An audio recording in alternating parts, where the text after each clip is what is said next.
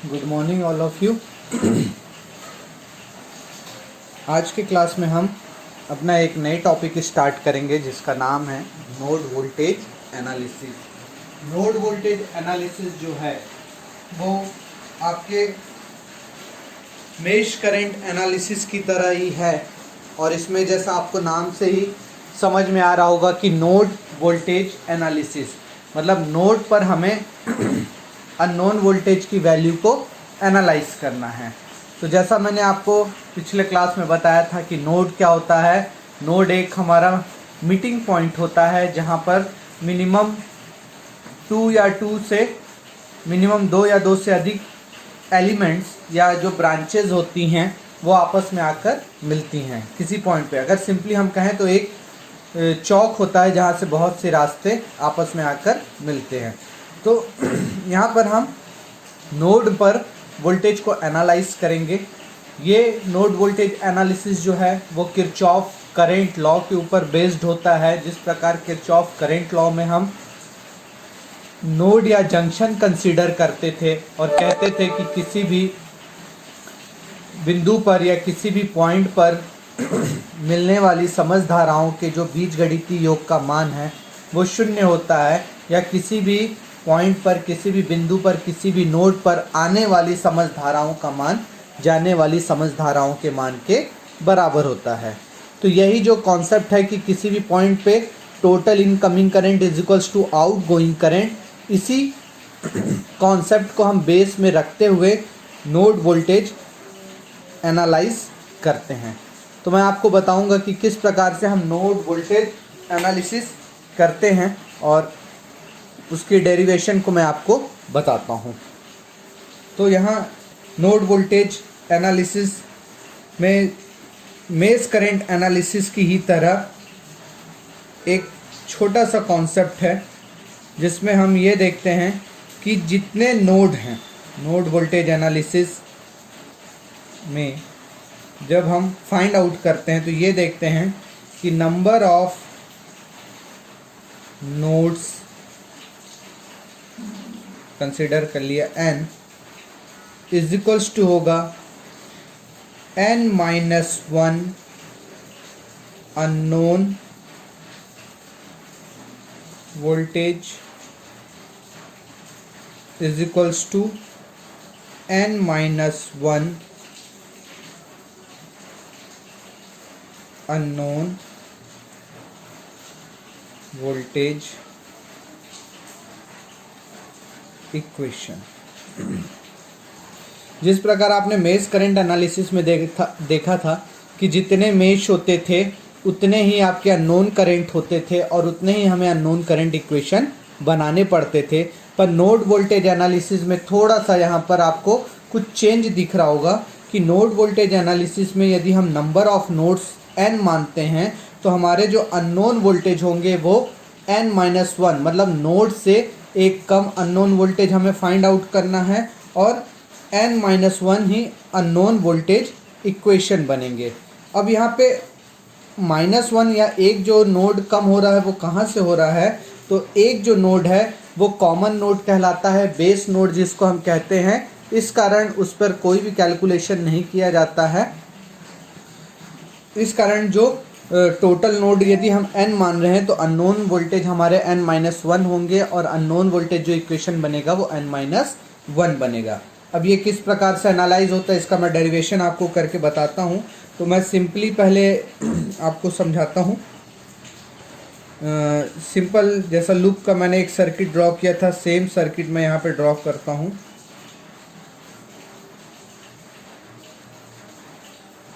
और node voltage analysis में सबसे बड़ी खूबी ये है कि यदि आपका वोल्टेज इक्वेशन की जगह करंट इक्वेशन दिया है तो वो सर्किट और ज़्यादा सिंप्लीफाई हो जाता है, और यदि आपका वोल्टेज इक्वेशन है तो आप उसको करंट इक्वेशन में बदल सकते हैं। मैं फिर भी आपको सिंपली जो मेश का सर्किट था मैं वैसे ही बना के आपको बताता हूँ, क्योंकि ये हमारा जो मेश वोल्टेज एनालिसिस और नोड वोल्टेज एनालिसिस है, मेश करंट एनालिसिस और मेश वोल्टेज एनालिसिस, ये दोनों सर्किट सिंप्लीफिकेशन के मेथड्स हैं कि हम अलग अलग तरीक़ों से किस प्रकार से अपने सर्किट को सिंप्लीफाई कर सकते हैं। तो मैं यहाँ पे सिंपली एक डेरिवेशन ही रखता हूँ। VA वोल्टेज हमारा, ये VB voltage, R1 resistance, R2 resistance, R3 resistance, R4 resistance और ये R5 रेजिस्टेंस। क्लियर है? तो अब हम मेश में तो जो लूप थे उसमें नेमिंग करके हम मेश बना रहे थे, लेकिन नोड में हम ऐसे जगह के नोड को कंसीडर करेंगे। तो यहाँ पर बोल हम भले नोड रहे हैं, लेकिन हमें कंसीडर करना है जंक्शन पॉइंट को। जंक्शन पॉइंट बोलने का मतलब जहाँ पर मिनिमम 3 एलिमेंट आपस में आकर जुड़ते हैं, उस पॉइंट को हम जंक्शन पॉइंट कहते हैं। तो यहाँ भी नाम भले नोड वोल्टेज एनालिसिस है, लेकिन जहाँ पर हम वोल्टेज को एनालाइज करेंगे उस पॉइंट को हमें जंक्शन पॉइंट ही लेना पड़ेगा। जंक्शन पॉइंट पर ही हम वोल्टेज को एनालाइज करेंगे। तो यहाँ पे हमारा जंक्शन पॉइंट आपको देखने में मिल रहा होगा कि एक जंक्शन पॉइंट यहाँ पर है, एक जंक्शन पॉइंट यहाँ पर है, ठीक। और तीसरा जो जंक्शन पॉइंट है ये देखिए एक कॉमन है, नीचे एक क्या है, एक कॉमन पाथ है जिसमें आपका ये वोल्टेज भी आके जुड़ा है, ये वोल्टेज भी आके जुड़ा है, ये रेजिस्टेंस भी जुड़ा है और ये रेजिस्टेंस भी जुड़ा है। यदि आपके यहाँ पे यदि कोई रेजिस्टेंस होता तो ये अलग हो जाता, लेकिन ये क्या है, एक कांस्टेंट है। मतलब ये पॉइंट यहाँ से पूरा जुड़ते हुए यहाँ तक एक कॉमन पॉइंट है। तो इस कारण ये एक नोड जो होता है इसको हम कंसीडर नहीं करते हैं। इस कारण ये क्या हो जाता है, n-1 हो जाता है। तो यहाँ पर हमारे आपको क्या दिख रहा है, 2 नोड दिख रहे हैं, एक नोड 1 और दूसरा नोड 2। तो जो नोड 1 है वहाँ पे हमें नोड वोल्टेज एनालाइज करना है। तो इस कारण अननोन वोल्टेज होने के कारण हम इसको नोड V1 कंसीडर करेंगे और इसको नोड V2 कंसीडर करेंगे। क्लियर है? तो यहाँ पर जो नोड वोल्टेज एनालिसिस होता है उसमें हम किरचॉफ करंट लॉ को यूज़ करते हैं। तो सबसे पहले हम नोड 1 को लेंगे। और दूसरी जो सबसे इम्पॉर्टेंट बात है कि इस नोड वोल्टेज एनालिसिस में जब हम नोड कंसीडर करते हैं, मान लीजिए हम पहला नोड कंसीडर कर रहे हैं, तो हम ऐसा मानेंगे कि इस नोड पर जो वोल्टेज का मान है वो सबसे ज़्यादा, मतलब इस सर्किट में लगे जितने भी वोल्टेज सोर्स हैं उनके कंपैरिजन में हम ऐसा एज्यूम करते हैं कि जो हम अननोन वोल्टेज को फाइंड आउट कर रहे हैं, जिस नोड को हम कंसीडर कर रहे हैं, उस नोड पे वोल्टेज का मान सबसे ज़्यादा है। तो उससे जुड़े जितने भी ब्रांचेज होंगे उन पे जो करंट होगा वो आउटगोइंग दिखाएगा, मतलब इस नोड से निकल कर वो जाएगा अवे द नोड पॉइंट। ठीक है, तो यहाँ पर हम करते हैं, कंसीडर करते हैं, consider the node 1 apply Kirchhoff's current law. आपने जैसे ही किया फिर से ये आप एक सर्किट बना के समझ सकते हैं इसको, प्लस माइनस यहाँ पे रेजिस्टेंस,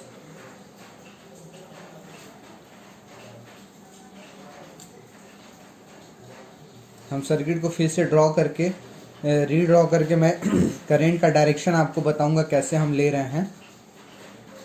ये नोड जो है बहुत ही इम्पॉर्टेंट है, आपके आगे के जितने भी थ्योरम हैं उन मैक्सिमम थ्योरम को हम सॉल्व नोड के माध्यम से ही करते हैं। ये VA है, ये VB, आपने यहाँ पे नोड को कंसीडर किया है नोड V1, तो हम V1 को ही बस लेके चलते हैं। इससे इंटरकनेक्टेड जो जो हमको लेते हैं R1, R2, R3, ये R4, R3, R4 और ये R5। अब मैंने आपको बताया कि जब मैं जिस नोड को कंसीडर करता हूँ उसे सुपीरियर मानता हूँ, ऐसा मानता हूँ कि उस सर्किट पे जो नोड का मान है उस पे वोल्टेज वैल्यू जो है वो सबसे ज़्यादा है। तो हमेशा करंट अपर से लोअर की तरफ बहता है, ज़्यादा से कम की तरफ ज़्यादा है। तो इस नोड से जितने भी इंटरकनेक्टेड ब्रांचेज या जो एलिमेंट है उनमें करंट की डायरेक्शन आउटगोइंग फॉर्म में होगी। तो ये करंट यहाँ पे जाएगा, इसको मैं I1 नाम दूंगा। यहाँ पे जो करंट आ रहा है वो I2 हो जाएगा और यहाँ पे जो करंट जा रहा है वो I3 हो जाएगा। तो ये I1 मेरा कहाँ से जा रहा है, V1 से VA की तरफ जा रहा है R1 होते हुए। I2 कहाँ जा रहा है, V1 से, ये इसको न्यूट्रल हम बोलते हैं, जिसका मान हमेशा क्या होता है, 0 होता है। तो V1 से न्यूट्रल या V1 से ज़ीरो की तरफ आ रहा है R2 होते हुए, और हमारा जो तीसरा करंट है वो आपका कहाँ से जा रहा है, नोड V1 से होते हुए नोड V2 तक जा रहा है R3 होते हुए। तो मैं इक्वेशन लिखूंगा, अप्लाई मैंने KCL किया है, नोड 1 को कंसीडर किया है, तो हमें पता है कि incoming current is equals to outgoing current होता है। तो V1 पे हम देखेंगे कि इनकमिंग करंट कौन से हैं और आउटगोइंग करंट कौन से हैं। तो यहाँ पे I1, I2 और I3 क्या है, आपके आउटगोइंग करंट है। तो I1 plus I2 plus I3, और इनकमिंग करंट इस नोड पे कोई भी करंट नहीं आ रहा है, इस कारण हम इसको क्या कर देंगे, ज़ीरो कर देंगे। ठीक, तो हमें पता है कि I is equals to according to Ohm's law V/R होता है। तो हम यहाँ पे सारी चीज़ों को, क्योंकि हम इस फॉर्म में इसलिए बदल रहे हैं क्योंकि हमें वोल्टेज फाइंड आउट करना है। वोल्टेज फाइंड आउट करने के लिए हम I को V/R के फॉर्म में बदल रहे हैं। तो हमारा करंट जो I1 का मान है वो क्या बता रहा है कि V1 से होते हुए हम VA पे आ रहे हैं R से होते हुए। तो I1 का जो मान हम लिखेंगे V1, अब हम क्या लिखेंगे VA के लिए माइनस, क्योंकि हम यहाँ पे कैसे आ रहे हैं, प्लस से माइनस पे आ रहे हैं, तो इस कारण ये क्या हो जाएगा माइनस, और ये हो जाएगा VA डिवाइडेड बाई R1। उसी प्रकार I2 पे जब हम आएंगे तो I2 पे करंट कहाँ से आ रहा है, V1 से निकल के न्यूट्रल तक जा रहा है, तो ये -0, न्यूट्रल का वैल्यू हमेशा क्या होता है, 0 होता है। तो ये क्या हो जाएगा V1 - 0 डिवाइडेड बाई R2। उसी प्रकार I3 को हम कैसे लिखेंगे, V1 से निकल के V2 की तरफ जा रहा है, तो ये लिखाएगा V1 minus V2 divided by R3 is equals to 0। तो अब हम इसे सिंप्लीफाई करेंगे, V1 को एक साथ, V2 को एक साथ और कांस्टेंट को एक तरफ लेके जाएंगे, तो ये क्या हो जाएगा आपका V1 तो हमने कॉमन किया, तो अंदर क्या बचेगा हमारे पास V1/R1, फिर यहाँ पे क्या है V1/R2, फिर यहाँ पे क्या है V1/R3। तो मैंने V1 को कॉमन किया तो अंदर क्या बचेगा 1/R1, 1/R2, 1/R3। ये क्या है माइनस में, तो ये हो जाएगा V2/R3, और ये क्या है minus VA/R1 is equals to 0। तो ये कांस्टेंट है, कांस्टेंट को मैं इस तरफ ले जाऊंगा, तो ये इक्वेशन क्या लिखाएगा हमारा V1 in bracket 1/R1 plus 1/R2 plus 1/R3 minus V2/R3 is equals to VA/R1। ये हमारा इक्वेशन नंबर 1 कहलाया। क्लियर। इसी प्रकार अब मैं क्या कंसीडर करूँगा, नोड 2 को कंसीडर करूँगा, इस पे अप्लाई करूँगा मैं अपना KCL। ठीक, तो अब मैं नोड 2 को कंसीडर कर रहा हूँ, तो जब मैं नोड 2 को कंसीडर करूँगा तो मैं ये मानूंगा कि अब नोड 2 पे जो वोल्टेज का मान है, अननोन जो वोल्टेज है, वो मैं ऐसा एज्यूम कर रहा हूँ कि उसका मान बहुत ज़्यादा है, मतलब इस सर्किट में दिए गए वोल्टेज सोर्स से भी ज़्यादा है। तो इस कारण अब इस नोड पे जो कनेक्टेड होंगे उस पर मैं करंट एज्यूम करूँगा कि करंट इस नोड से उस एलिमेंट पर जा रहे हैं।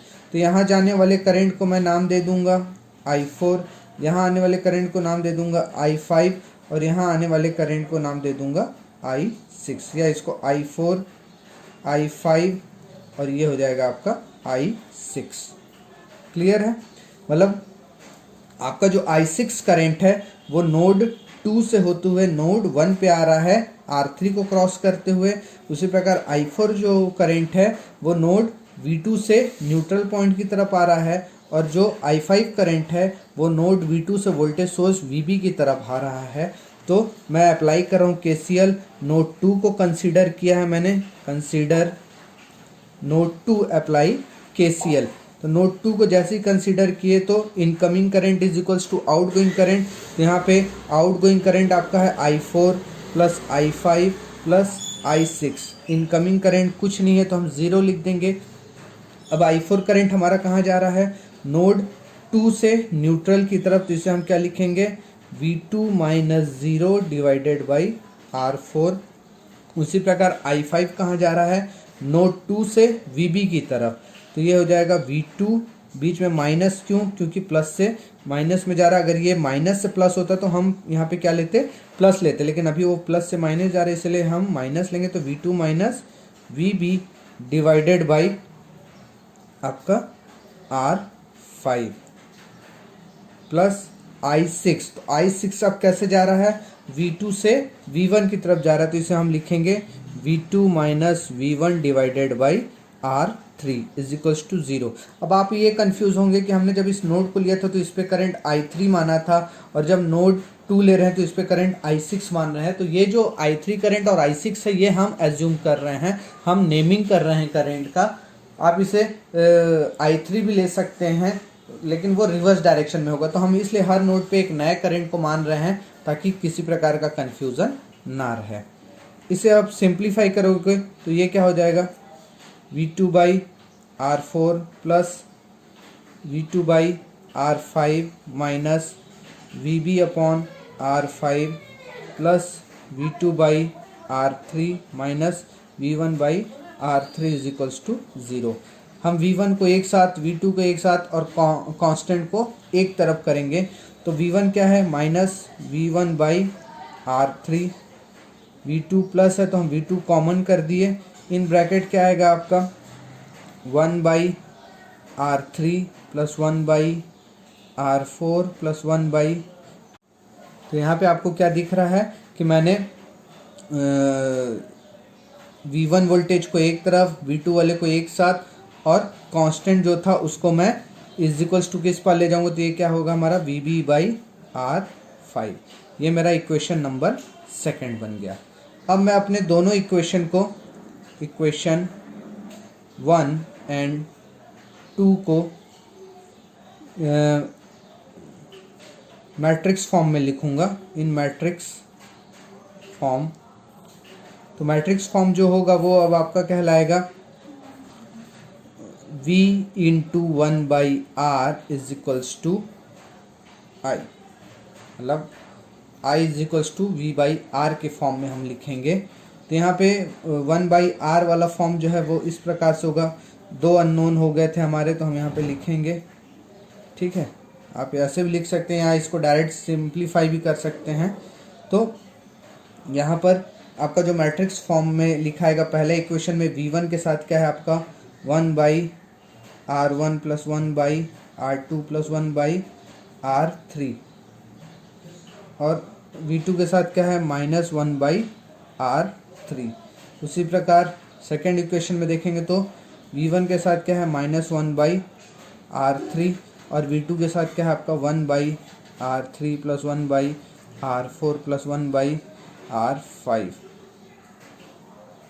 यहाँ पे हम लिखेंगे V1 और V2 इज इक्वल्स टू के फॉर्म में आ जाएगा। आपका कांस्टेंट क्या था, ये VA बाई R1 और VB बाई R5 यूजिंग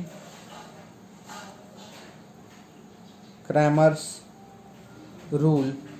अब ये क्या है, 2 इक्वेशन है, तो आप सिंपली विस्थापन विधि या सब्स्टिट्यूशनल मेथड के माध्यम से V1 और V2 निकाल सकते हैं। लेकिन यदि आपका 3/3 का मैट्रिक्स बनता, 3 अननोन इक्वेशन होते, 3 वोल्टेज इक्वेशन बनते, तो उसे हम क्रैमर विधि से निकालते, जैसा हमने मेश करंट एनालिसिस में निकाला था। सबसे पहले आप डेल निकालते, फिर उसके बाद इस कांस्टेंट वैल्यू को इसकी जगह पे रखते, तो ये क्या निकलता आपका डेल 1 निकलता। देन अगेन इस कांस्टेंट वैल्यू को यहाँ पे रखते तो क्या निकलता आपका डेल 2। तो ये हो जाता आपका डेल 2। डेल 1 सिंपली हम निकालते हैं, डेल सिंपली निकालते हैं। डेल 1 की जगह हम इस कांस्टेंट वैल्यू को फर्स्ट पॉइंट पे रखते, डेल 2 के लिए इस कांस्टेंट वैल्यू को सेकंड पॉइंट पे रखते। देन अगेन आपका जो अननोन वोल्टेज है V1 इज इक्वल्स टू निकलता डेल 1 अपॉन डेल, और V2 इज इक्वल्स टू निकलता डेल 2 अपॉन डेल। तो इस तरीके से हम नोड वोल्टेज एनालिसिस के माध्यम से अपने वोल्टेज को फाइंड आउट कर सकते हैं। इसका मैं एक आपको सिंपल न्यूमेरिकल बना के बताता हूँ सेम क्वेश्चन पे, तो आपको ज़्यादा क्लियर होगा। क्लियर है? तो मैं आपको एक बताता हूँ। एग्ज़ाम्पल जो है हमारा सेम हम वही लेंगे सर्किट जो हमने अभी बनाया, और नहीं होगा तो मैं डायरेक्ट वैल्यू पुट करके आपको बताऊंगा इक्वेशन में जो हमने इक्वेशन बनाया था। आप कंपेयर कीजिएगा, एग्जांपल मैं आपको समझाने के लिए बता रहा हूँ क्योंकि उसमें आपने न्यूमेरिक आंसर नहीं निकाला, तो यहाँ से हम डायरेक्ट न्यूमेरिक आंसर निकाल सकते हैं। क्लियर है? यहाँ पे VA का मान आप 10 वोल्ट ले लीजिए, R1 का मान 3 ओम, R2 का मान 4 ओम, R3 का मान 2 ओम, ये R5 का मान 3 ओम और R6 का मान 4 ओम, ऐसा हमने मान लिया। अब हमें पता था कि हमारा नोड 1 पे जो हमारा इक्वेशन बना था वो क्या इक्वेशन था, V1 in bracket 1/R1 + 1/R2 + 1/R3, ये बना था V1 in bracket 1/R1 + 1/R2 + 1/R3 minus V2/R3 is equals to VA/R1। ये हमारा इक्वेशन बना था, इक्वेशन नंबर 1। मैं पुट द वैल्यू, यहाँ पे पुट द वैल्यू जो मैं लिया हूँ पुट करूँगा, तो VA का मान था 10, R1 का मान है 1/3 प्लस R2 का मान है 1/4 प्लस R3 का मान है 1/2 माइनस V2/R3, तो यहाँ तो V1 ही होगा, इसको तो हमें निकालना है, ये V1 है। यहाँ पे हो जाएगा V2/2 और VA का मान है 10 और R1 का मान है 3, तो 10/3। सिंप्लीफाई करेंगे हम तो इसका एलसीएम कितना आएगा, 12। ठीक है, क्योंकि 2 से करेंगे तो 2 फिर 3, 12 आएगा। तो ये हो जाएगा आपका 4 3 7 7 6 13/12। यहाँ पे 13/12 V1 minus V2/2 is equals to 10/3। ये मेरा इक्वेशन नंबर 1 बना। ठीक, सेम ऐसे ही हम नोट 2 के लिए लेंगे। नोट 2 के लिए तो वहाँ पे क्या इक्वेशन था हमारा, नोट 2 के लिए इक्वेशन था minus V1/R3 minus V1/R3 plus in bracket V2, यहाँ पे था 1/R3 plus 1/R4 plus 1/R5। Clear है? Is equals to VB upon R5। Values रख दें तो यहाँ पे क्या होगा, minus V1/2 plus V2 in bracket होगा आपका 1/2 plus 1/3 plus 1/4 is equals to VB का मान भी हम कितना मान लेते हैं, 10 वोल्ट। ये हो जाएगा 10/4। क्लियर है? सिंप्लीफाई करेंगे इसको भी तो कितना आ जाएगा, ये minus V1/2 plus 13/12 V2 is equals to 10/4। ये इक्वेशन नंबर 2। इसको डायरेक्ट आप विस्थापन विधि से भी निकाल सकते हैं अगर आप चाहें तो, और ये सिंप्लीफाई हो सकता है। मतलब ये 12 एलसीएम आएगा तो 13 माइनस 6, ये अगर 12 एलसीएम आता है तो ये हो जाएगा 13 V1 minus 6 V2 is equals to 40। ये इक्वेशन सिंप्लीफाई और हो सकता है, इसको भी करोगे तो 12 आएगा, तो ये हो जाएगा -6 V1 plus 13 V2 is equals to 30। Equation number 2। तो मैं ये अब 2 इक्वेशन है मेरे पास।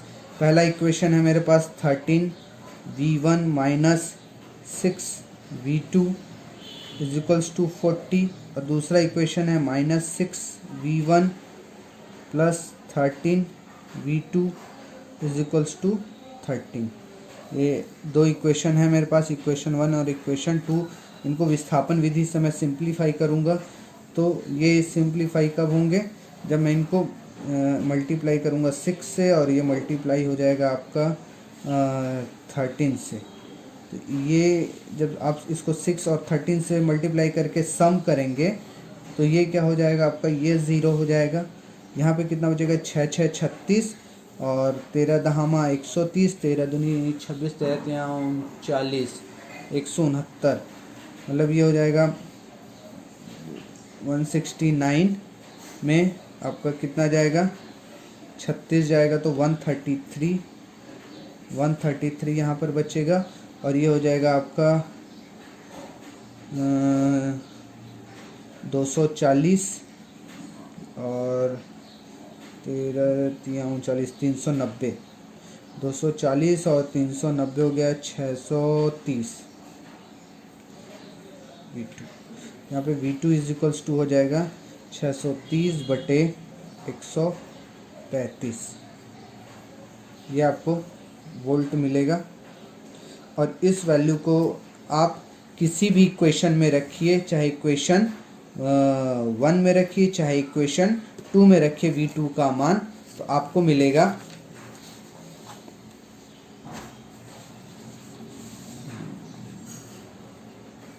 यहाँ पे put the value of V2 in equation 1। Clear है? तो जैसे ही आप पुट द वैल्यू करेंगे तो 13 V1 माइनस 6 और V2 का मान है आपके पास, पुट करेंगे तो 630 बटे 133 इज इक्वल्स टू 40। क्लियर है? तो यहाँ पे अब जब आप सिंप्लीफाई करेंगे तो 13 V1 इज इक्वल्स टू हो जाएगा आपका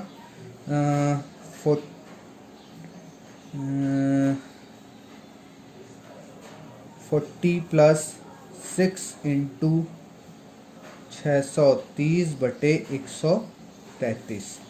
इसको जब आप सिंप्लीफाई करेंगे तो V1 इज इक्वल्स टू हो जाएगा आपका 40 प्लस 6 इंटू 630 बटे 133 डिवाइडेड बाई 13। तो जो वैल्यू आएगा वो आपका V1 का मान होगा। क्लियर है? आप कैलकुलेटर लेके बैठिएगा, सिंप्लीफाई कीजिएगा तो आपको बहुत अच्छे से ये चीज़ें समझ में आएंगी। होप सो मैंने आज जो आपको नोड वोल्टेज एनालिसिस के बारे में बताया ये आपको समझ में आया होगा। मैंने एक एग्जांपल देके न्यूमेरिकल भी आपको बताने की कोशिश की है। आप और भी जो सर्किट डायग्राम है खुद से एज्यूम करके अननोन वोल्टेज निकालने की कोशिश कीजिए इस मेथड के द्वारा।